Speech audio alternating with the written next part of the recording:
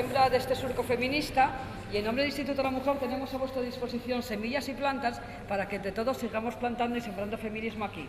¿Vale? Y muchas gracias y que esto siga sembrando.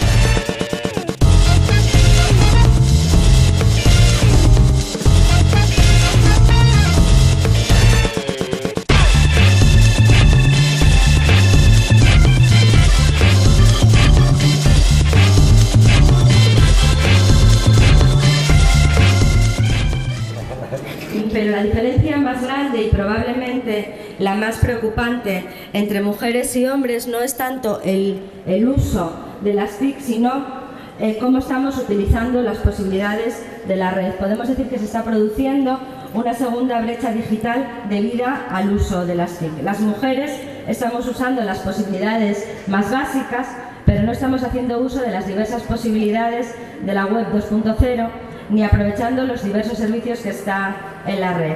Para que aprendamos a hacerlo, tenemos con nosotras y nosotros a toda una maestra en la utilización de la red para la militancia feminista, para la causa feminista. Montse Boix es feminista, es periodista, es militante en el uso de las TIC de manera ética y sostenible, del conocimiento y el software libre y del derecho de la ciudadanía a la información, la comunicación y el conocimiento.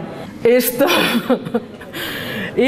hay que revisarlo, es decir, como mínimo vamos a pedir la neutralidad de la red porque es fundamental trabajar con software libre y es fundamental que nos planteemos qué herramientas utilizamos y por qué las utilizamos, ¿no? Yo creo que uno de los problemas que tenemos en estos momentos es que pues no tenemos mucha reflexión, ¿no? De ahí lo de la tecnología, pero no a cualquier precio y no de cualquier manera, ¿no? Yo no sé cuántas de vosotras y vosotros, por cierto, tiene blog. A ver, levantar la mano.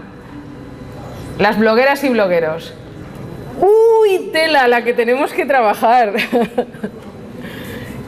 Pero ¿cómo puede ser?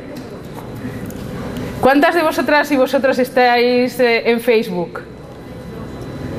Bueno, la cosa aumenta, pero tampoco vamos tan sobradas, ¿eh? ¿Y por qué? ¿Por qué no estamos en la red? ¿Por qué con la cantidad de cosas que queremos cambiar, la cantidad de historias que tenemos que contar, no estamos utilizando las nuevas tecnologías, ¿no? La verdad es que me pillas que no tengo absolutamente nada preparado. Sí que me gustaría llamar la atención sobre una cosa, y es que antes cuando ha preguntado Montse quién tenía blog, quién tenía Facebook, ha habido muchas más manos levantadas de Facebook que de blogs. Hay uno de los problemas que me preocupa a mí mucho de la participación femenina en la red, que quiere decir, no solo se está repitiendo un fenómeno en la red, el mismo fenómeno en la red que se está repitiendo, o sea, al que estamos acostumbradas en la vida real, y es que la mujer se está quedando reducida a lo doméstico. ¿Por qué utilizamos Facebook? Porque nos rodean nuestros amigos, nos rodea la gente de casa, nos rodea un entorno familiar en el que sabemos que no vamos a tener daño. Sin embargo, cuando vamos a buscar referencias, vamos a los blogs, y ese es un terreno masculino, el terreno público, el terreno de la vida política, y yo creo que es un terreno en el que tenemos que salir más, un poquitín más valiente, porque si no, no vamos a marcar opinión. Bien, bien. Yo soy periodista y trabajo en Televisión Española.